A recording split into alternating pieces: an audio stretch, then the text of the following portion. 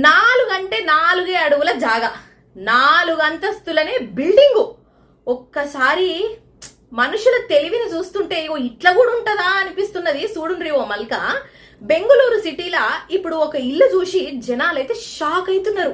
కేవలం 4 అంటే 4 అడుగుల వెడల్పు ఉన్న ఒక చిన్న సందు లాంటి జాగల ఒక ఆయన ఏకంగా 4 అంతస్తుల మేడ కట్టిండు. ఇక ఆ ఇల్లు చూస్తుంటే ఓ అమ్మనే గాలొస్తే పడిపోతుందా లేక తుమ్మితే కూలిపోతుందా అన్నట్టున్నది.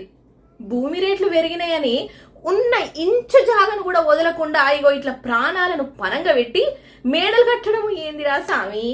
దానికి పునాది ఎట్లున్నదో పిల్లర్లు ఎట్లున్నాయో ఆ దేవునికే తెలవాలి.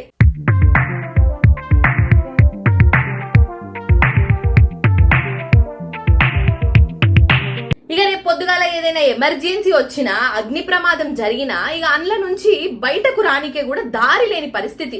కక్కుర్తి పడి కట్టిన ఈ ఇల్లు చుట్టుపక్కల ఉన్నోళ్ళ ప్రాణాలను కూడా రిస్క్ లో పడేస్తాంది. మున్సిపల్ అధికారులు నిద్రపోతున్నారా అని జనాలు అడుగుతున్నారు. ఏదైనా ప్రమాదం జరగక ముందే ఇలాంటి ఇళ్లను ఊల్చేయకపోతే భారీ మూల్యం చెల్లించుకోక తప్పదు.